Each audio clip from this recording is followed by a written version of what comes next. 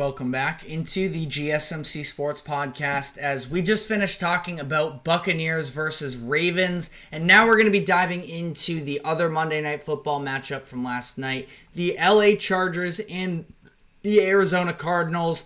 Ultimately, a little bit of a sloppy game from both sides from an offensive perspective. It is the Cardinals winning in what was a low-scoring affair. They end up hitting a walk-off field goal to win this game 17-15. So we'll start with the Cardinals here because they are just an enigma at this point. They are so hard to really place a finger on, where they have, just been so back and forth in terms of what you're going to get from them on a game-to-game basis where, their offense has been massively erratic for the majority of this season. We've seen huge performances from the offense in games like the Bills and the Rams early on, and then since then, it's been a lot of mediocrity. We've seen their defense really struggle in recent weeks, most notably allowing 42 points to the Washington Commanders a few weeks ago. Yet they come out in this game, and this is where I do think that Jonathan Gannon has proven his worth at least a little bit on the defensive side of the ball, that he is able to, and again, this is against a Chargers offense that doesn't have a ton of firepower necessarily. You look at, no disrespect by any means, but Will Dissly being the leading receiver for the Chargers. I mean, they have issues in their own right. But when you talk about these matchups where, the personnel, offense to defense is a little bit more evened out, this defense can have success. And I am still a believer in Jonathan Gannon. I do think that, there are issues, and specifically on that defensive side of the ball, they are a little bit undermanned, very much reliant on young players, a lot of rookies involved in the mix as well, that, they went out, they spent on a couple of,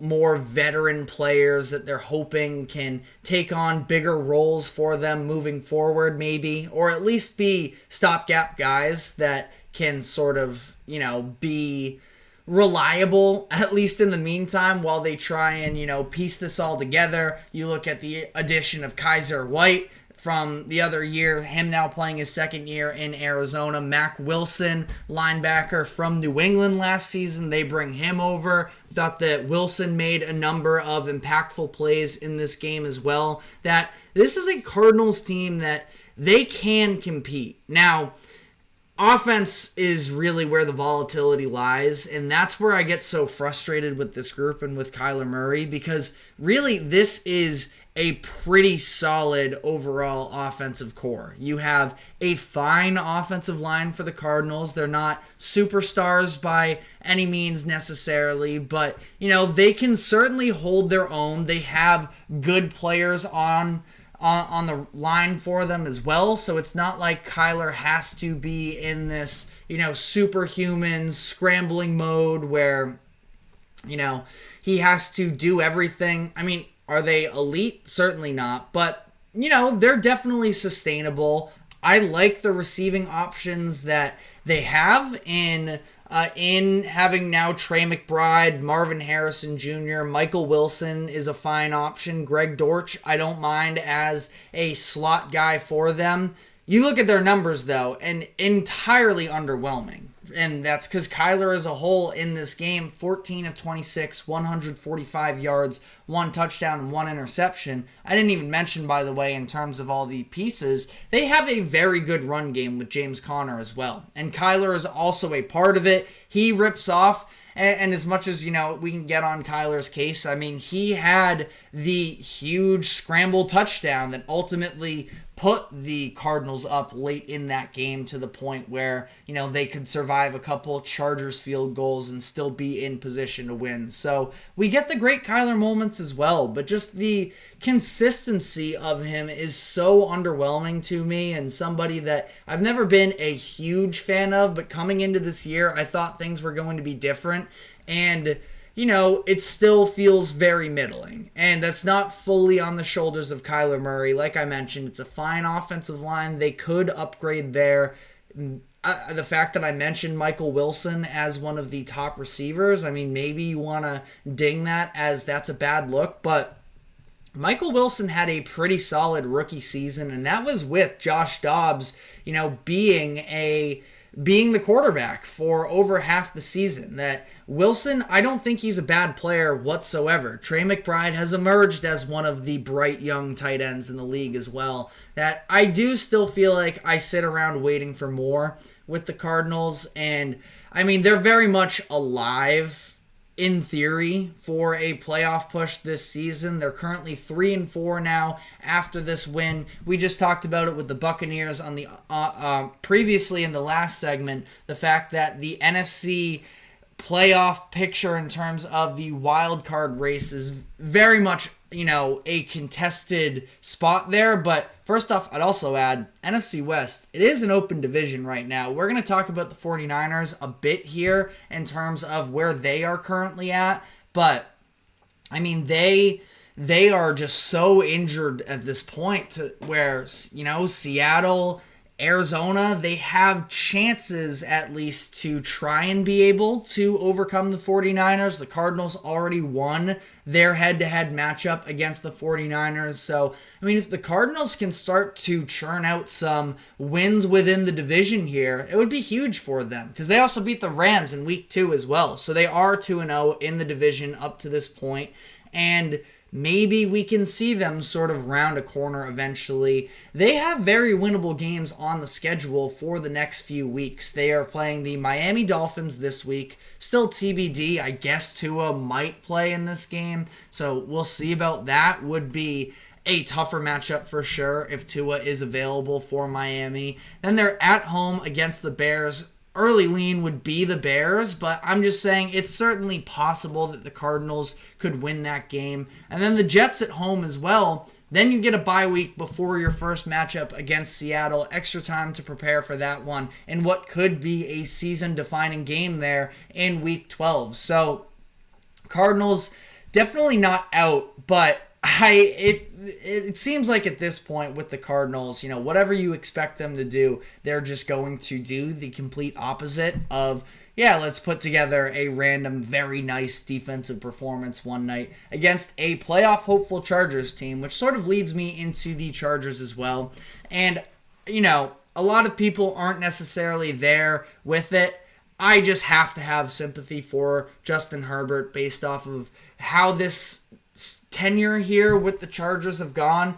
I thought he was very good last night. 27 of 39, 349 yards. Now the issue is 0 touchdowns and 0 interceptions. I guess not a problem there, but the lack of getting in the end zone has become a huge problem for the Chargers, where they flashed some graphic. I think they were up to 12 or so consecutive drives without a touchdown. That must have been extended from that point on as well because they had to settle for another couple field goals after that. So all 15 points coming off of field goals.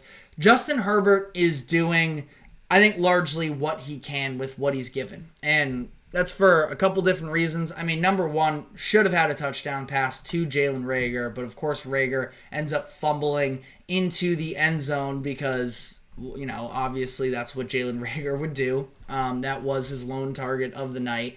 And after that, I mean, it's certainly frustrating that the Chargers offense was, from that point on, completely unable to really move the ball in an effective way. I mean, Herbert was airing it out as much as he could, where he was going to Will Dissly and Stone Smart sort of down the stretch of this game to try and keep their hopes in the balance here. And the running game, massively disappointing from the Chargers in this game, really. You look at a team total of 22 carries for 59 yards.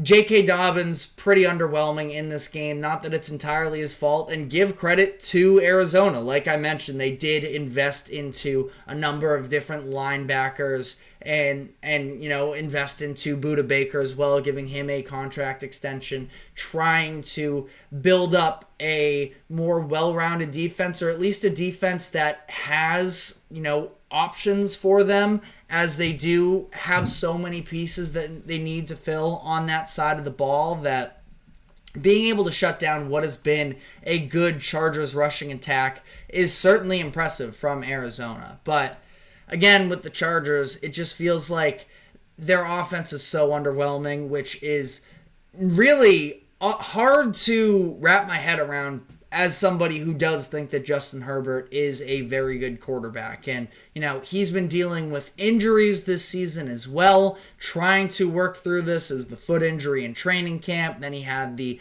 ankle sprain as well. Now he seems to, last night, have suffered a thumb injury. And it's just a situation where the Chargers have have not done anything really to help him out all that much. I think we've seen flashes from Ladd McConkey, the receiver that they drafted in the second round this year. Will Dissly with a nice game last night, like I mentioned, but overall it is still a very mediocre offense, and they need to be better. I don't know if that's coming this season though. So when you look at the Chargers' playoff hopes, they're definitely in it because the AFC is as open as it currently is. I want to double check here if I can. The Chargers right now would be the first team out of the playoffs at 3-3. Teams ahead of them, specifically in the Colts and the Broncos, I think are very possible to catch up to either one of them. I don't think that the Colts or Broncos are particularly great. Now, it's kind of a couple different things here. The Chargers do have a very good defense, which I do want to reference as well. And, part of where I am underwhelmed by Kyler Murray, but it's not like it was nothing. The Chargers defense has become a very good unit. I also think the Broncos defense is better, though. The Colts, I just don't think are particularly all that good of a team. So, the Chargers are certainly in this race, but I have a hard time imagining they're going to be able to hold off a team like the Bengals behind them. Are the Bengals great? Probably not even either. Been pretty ugly from their offense these past couple weeks. Weird slugfest game that they just played in against the Browns. But, they're certainly on the tails of the Chargers and these other wild card teams. If I had to pick right now, I would not anticipate the Chargers are going to make the playoffs. Coming into this year, I had them as an 8-win team, and they're certainly on that pace. The good news for Chargers fans out there is that the schedule is still pretty winnable overall when you look at their level of competition. Their next game is going to be at home against a Saints team that we'll see whether it's Derek Carr or if it's Spencer Rattler.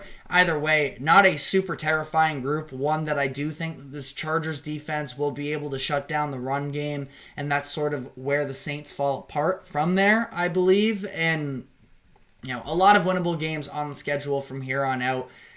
But we'll just have to see how this all plays out for them. Let me know what your thoughts are in the comment section, as we are going to be hitting one of the games that we didn't get to talk about yesterday in the Philadelphia Eagles versus the New York Giants. Saquon's first game back in MetLife Stadium as an opposition. So we are going to be diving into a dominant Eagles performance and talking about whether or not they are finally back on the right track. But before we do so, we are going to take a quick break. Do not go anywhere. We will be right back.